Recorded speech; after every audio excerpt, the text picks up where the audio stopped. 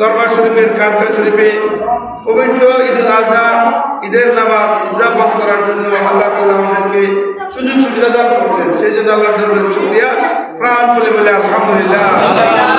আল্লাহ তাআলা যদি আমাদেরকে সুযোগ সুবিধা না দিতেন তাহলে কি আমরা আসতে পারতাম না।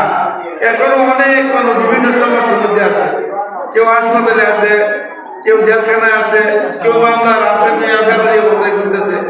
এই সমূহ সমস্যা থেকে আল্লাহ আমাদেরকে করতে পারেন আলহামদুলিল্লাহ। সুতরাং আজকে ঈদুল আজহা মানে কুরবানির ঈদ, এটা আমরা সবাই জানি। ঈদুল আজহা মানে কুরবানির ঈদ, এটা আমরা জানি।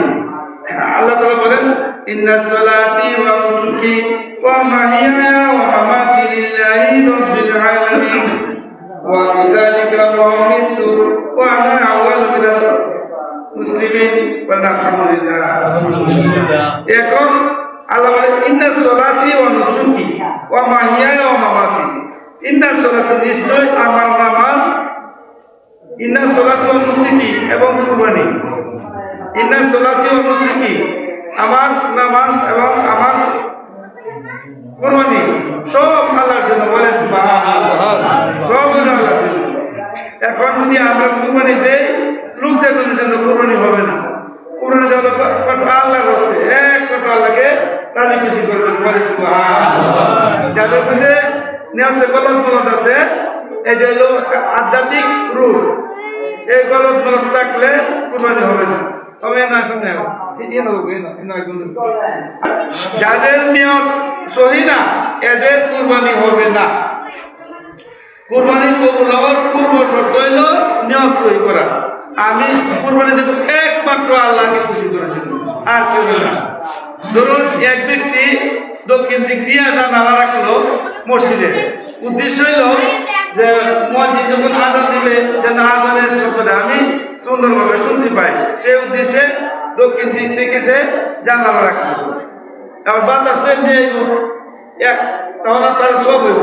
আর যদি কেউ দক্ষিণ দিক থেকে জানালা রাখে বাতাস হওয়ার জন্য, তাহলে সে সব পাবে না। সুবহানাল্লাহ। নিয়ত হলো আসল।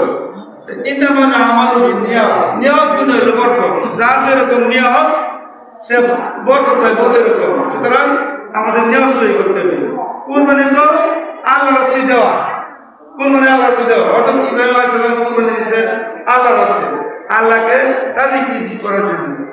এটা তো বলেছে বালাম্মা বালাগা মা'হু সা'য়া ক্বালা ইন্নী আরা ফিল মানামি আন্নী আযবাহুকা। যখন হযরত ইব্রাহিম সালাম বললেন যে ইসমাঈল সালামের বয়স যখন 7 বছর, তখন তিনি বললেন ইন্নী আরা ফিল মানামি আন্নী আযবাহুকা, হে আমার পুত্র সন্তান ইসমাঈল, আমি তো স্বপ্নে দেখলাম আমি তোমাকে কুরবানি দিয়েছি। ইবল মাদার তারা যে ইবল মাতুমা সাতাজুনি ইনশাআল্লাহ।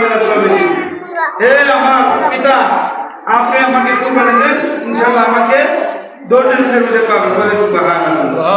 ওই সন্তান কুরবানি তো আল্লাহর রাস্তায়, মানুষ দেখানোর জন্য না। আর তখন তো কিন্তু মানুষ ছিল না। সুতরাং আমাদের সর্বোচ্চ প্রিয় বস্তুকে কুরবানি দেওয়া লাগবে। এটা নিয়ম, এটাই হুকুম, এটা বিধান। যদি আমরা এই বিধান পালন না করি তাহলে কুরবানি হওয়ার জন্য শর্ত হইল যে আপনার নিয়ত সহি হওয়া লাগবে। সম্মানিত এলাকাবাসী দিয়ে আপনি পশু কুরবানি দেবেন। বুতা দাওয়াতে আপনি বুঝাইতে কষ্ট হইব, এই কুরবানি মাকরুহ হবে। এই কারণে আপনি যে কুরবানি দিবেন এই কুরবানি দিতে হবে দারুল ওয়াসো দিয়া এবং গুরুর শোয়ায় আপনি দীর্ঘক্ষণ বৈশি করলেন ধরে রাখলেন এইটাও ঠিক না। যত দ্রুত এবং দারুল ওয়াসো দিয়ে কুরবানি দেওয়া যায় বলেন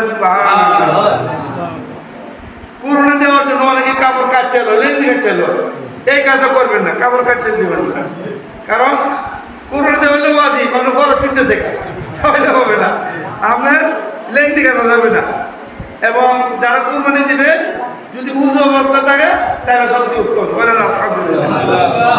যারা উজু অবস্থায় কুরবানি দিলে সবচেয়ে উত্তম। আর এই অনেকে আছে কুরবানি দেওয়ার পরে ইয়া দিয়া কি বলে চুরি দিয়া গলার মধ্যে কুসা, এটা বাকু এই কাজটাও করা যাবে না বলেন সুবহানাল্লাহ। আমাদের অনেক জানা বাকি আছে। আর কুরবানির পশু আপনাদের বাঘটা নিবেন দাড়িপাল্লা দেওয়া বন্টন করবেন যেন কম বেশি না হয়, কেউ যেন কোনো কইব না হয়। এখন 7 শরিকে কুরবানি দিতে দেন 1 শরিক লাগে না, ঠিক মতো ধরে না, তাহলে এটা হবে না। সবাই সমান তাহলে পরিশ্রম করতে হবে বলেন সুবহানাল্লাহ। কেউ লোকজন বেশি থাকে কেউ লোকজন কম থাকে, কিন্তু আপনি প্রতিপক্ষকে বুঝাইবেন যে আমি পরিশ্রম করতেছি, আমার লোকটা দেখবো আমি পরিশ্রম করতেছি। এবং যদি আপনি কেবলই পরিশ্রম করেন না তখন প্রতিপক্ষ আপনি আগামী বছর ভাগে লইতো না। কেন লইতো না? আপনি ফাঁকি বা এরপরে বলে তখন কথা বলে সমস্যা। যারা একেবারেই বেনমাজি তাদের সাথে কুরবানি দেওয়া দুরুস্ত না। সে হইল ফাসেক, যে বেনমাজি সে হইল ফাসেকের সাথে কুরবানি দুরুস্ত না। মুনাফিকের সাথে কুরবানি দেওয়া দুরুস্ত না বলেন নাউযুবিল্লাহ। ফাসেক খেলা যে ব্যক্তি পাপী খেলা যে নামাজ পড়ে না হামেশা সে পাপী। এক ব্যক্তি মিথ্যা কথা কওয়ার অভ্যাস তাদের কুরবানি দেবেন না। এক ব্যক্তি সুদ লাগানোর অভ্যাস তাদের কুরবানি দেবেন না। এক ব্যক্তি ঘুষ খাওয়ার অভ্যাস তাদের কুরবানি দেবেন না। আপনি যখন ইয়ে করে নিবেন, যখন আপনার পার্টি বাছাই করবেন, আপনার সাথী বাছাই করবেন, খুব সাবধানে বাছাই করবেন। আমরা কইব আগে চলেন কুরবানি দেলাই না, আমি বুঝে লই এই বলতে আপনি আপনার মতামতে আপনার পার্টি রেডি করবেন বলেন আলহামদুলিল্লাহ। কইলে জানাই লাগবো আল্লাহর মধ্যে আমরা যে বছর 5 জন সজি কইলাম আলহামদুলিল্লাহ আমরা সবাই নামাজি বলেন আলহামদুলিল্লাহ। যদি আমার একটা পক্ষ নামাজি না হতো তাহলে এই আওয়াজ করতে পারলাম না। আমরা কুরবানি দিবেন বেনমাজি দেবেন কুরবানি দিবেন কেন? বেনমাজির সাথে কুরবানি দুরুস্ত না। এরপরে আশপাশের যে গরিব মিসকিন আছে ওনাদেরকে আপনি মাংস দেবেন।